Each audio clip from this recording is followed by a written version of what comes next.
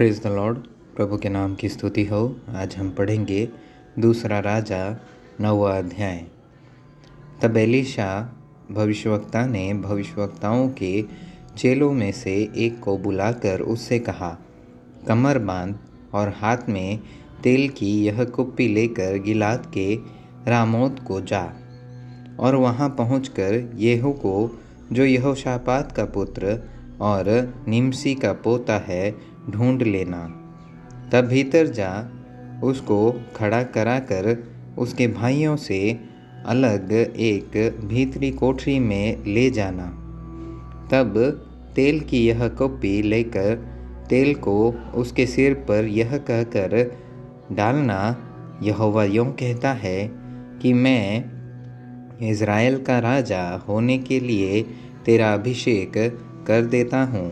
तब द्वार खोलकर भागना, विलंब न करना। तब वह जवान भविष्यवक्ता गिलाद के रामोत को गया।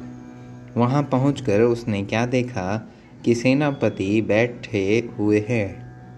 तब उसने कहा, हे सेनापति, मुझे तुझसे कुछ कहना है। येहू ने पूछा, हम सबों में किससे? उसने कहा, हे सेनापति, तुझी से। तब वह उठकर घर में गया और उसने यह कहकर उसके सिर पर तेल डाला कि इज़राइल का परमेश्वर यहोवा यूँ कहता है, मैं अपनी प्रजा इज़राइल पर राजा होने के लिए तेरा अभिषेक कर देता हूँ। तो तू अपने स्वामी अहाब के घराने को मार डालना, जिससे मुझे अपने दास भविष्यवक्ताओं के वरन अपने सब दासों के खून का, जो इजेबेल ने बहाया, पलटा मिले। क्योंकि अहाब का समस्त घराना नाश हो जाएगा और मैं अहाब के वंश से हर एक लड़के को और येहू में से के क्या बंधुए क्या स्वाधीन हर एक को नाश कर डालूँगा। और मैं अहाब का घराना नबात के पुत्र यारोबाम का सा और अहियाह के पुत्र बासा का सा कर दूँगा और इजेबेल को इज़राइल की भूमि में कुत्ते खाएंगे और उसको मिट्टी देने वाला कोई न होगा। तब वह द्वार खोलकर भाग गया। तब येहू अपने स्वामी के कर्मचारियों के पास निकल आया और एक ने उससे पूछा, क्या कुशल है? वह बावला क्यों तेरे पास आया था? उसने उससे कहा, तुमको मालूम होगा कि वह कौन है और उससे क्या बातचीत हुई। उन्होंने कहा, झूठ है, हमें बता दे। उसने कहा, उसने मुझसे कहा तो बहुत, परंतु मतलब यह है कि यहोवा यूँ कहता है कि मैं इज़राइल का राजा होने के लिए तेरा अभिषेक कर देता हूँ। तब उन्होंने झट अपना अपना वस्त्र उतार कर उसके नीचे सीढ़ी ही पर बिछाया और नरसिंगे फूंक कर कहने लगे, येहू राजा है। यूँ येहू, जो निमसी का पोता और यहोशापात का पुत्र था, उसने योराम से राजद्रोह की गोष्ठी की। योराम तो सब इज़राइल समेत अराम के राजा हजाएल के कारण गिलाद के रामोत की रक्षा कर रहा था। परंतु राजा योराम आप अपने घाव का, जो अराम के राजा हजाएल से युद्ध करने के समय उसको अरामियों से लगे थे, उनका इलाज कराने के लिए इज़राइल को लौट गया था। तब येहू ने कहा, यदि तुम्हारा ऐसा मन हो तो इस नगर में से कोई निकलकर इज़राइल में सुनाने को न जाने पाए। तब येहू रथ पर चढ़कर इज़राइल को चला, जहाँ योराम पड़ा हुआ था। और यहूदा का राजा अहज्या योराम के देखने को वहाँ आया था। इजराइल के गुम्मट पर जो पहरुआ खड़ा था, उसने येहू के संग आते हुए दल को देखकर कहा, मुझे एक दल दिखता है। योराम ने कहा, एक सवार को बुलाकर उन लोगों से मिलने को भेज, और वह उनसे पूछे, क्या कुशल है। तब एक सवार उससे मिलने को गया और उससे कहा, राजा पूछता है, क्या कुशल है। येहू ने कहा, कुशल से तेरा क्या काम, हटकर मेरे पीछे चल। तब पहरुए ने कहा, वह दूत उनके पास पहुंचा तो था, परंतु लौट कर नहीं आया। तब उसने दूसरा सवार भेजा और उसने उनके पास पहुंचकर कहा, राजा पूछता है, क्या कुशल है।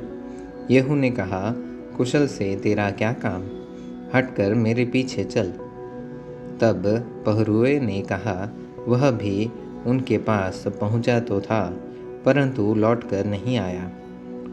हाकना निमसी के पोते येहू का सा है, वह तो बूढ़े की नाई हाँकता है। योराम ने कहा, मेरा रथ जुतवा। जब उसका रथ जुत गया, तब इज़राइल का राजा योराम और यहूदा का राजा अहज्या दोनों अपने अपने रथ पर चढ़कर निकल गए और येहू से मिलने को बाहर जाकर इज़राइल नाबोत की भूमि में उससे भेंट की। येहू को देखते ही योराम ने पूछा, है येहू क्या कुशल है। येहू ने उत्तर दिया, जब तक तेरी माता इजेबेल छिनालपन और टोना करती रहे, तब तक कुशल कहाँ।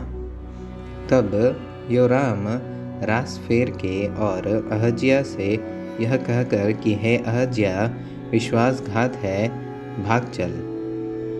तब येहू ने धनुष को कान तक खींचकर योराम के पखोड़ों के बीच ऐसा तीर मारा कि वह उसका हृदय फाड़कर निकल गया और वह अपने रथ में झुककर गिर पड़ा।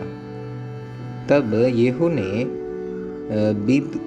बीदकर नाम अपने एक सरदार से कहा, उसे उठाकर इजरायली नाबोत की भूमि में फेंक दे। स्मरण तो कर कि जब मैं और तू हम दोनों एक संग सवार होकर उसके पिता अहाब के पीछे पीछे चल रहे थे, तब यहोवा ने उससे यह भारी वचन कहवाया था कि यहोवा की यह वाणी है कि नाबोत और उसके पुत्रों का जो खून हुआ उसे मैंने देखा है, और यहोवा की यह वाणी है कि मैं उसी भूमि में तुझे बदला दूंगा। तो अब यहोवा के उस वचन के अनुसार इसे उठाकर उसी भूमि में फेंक दे। यह देखकर यहूदा का राजा अहज्या बारी के भवन के मार्ग से भाग चला, और येहू ने उसका पीछा करके कहा, उसे भी रथ ही पर मारो। तो वह भी इब्लाम के पास की गुर की चढ़ाई पर मारा गया और मगीतो तक भागकर मर गया। तब उसके कर्मचारियों ने उसे रथ पर यरूशलेम को पहुंचाकर दाऊदपुर में उसके पुरखाओं के बीच मिट्टी दी। अहज्या तो अहाब के पुत्र योराम के 11वें वर्ष में यहूदा पर राज्य करने लगा था। जब येहू इजराइल को आया, तब इजेबेल यह सुन अपनी आँखों में सुरमा लगा अपना सिर संवार कर खिड़की में से झांकने लगी। जब येहू फाटक में होकर आ रहा था तब उसने कहा, है अपने स्वामी के घात करने वाले जिम्री क्या कुशल है?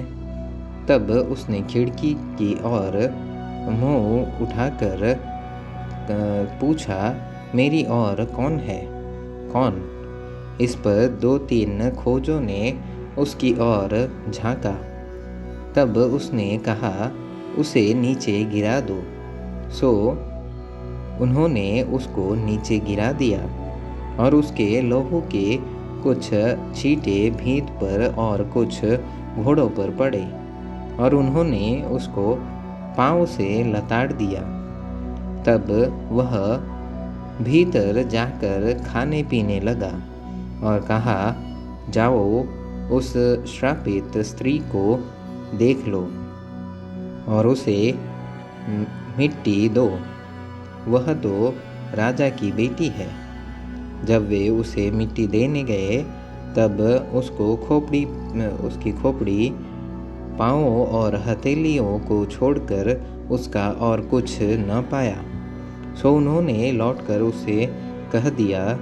तब उसने कहा, यह यहोवा का वह वचन है जो उसने अपने दास तिस्बी एलियाह से कहलवाया था कि इजेबेल का मांस इजराइल की भूमि में कुत्तों से खाया जाएगा और इजेबेल की लौथ इजराइल की भूमि पर खाद की नाई पड़ी रहेगी, यहाँ तक कि कोई न कहेगा यह इजेबेल है।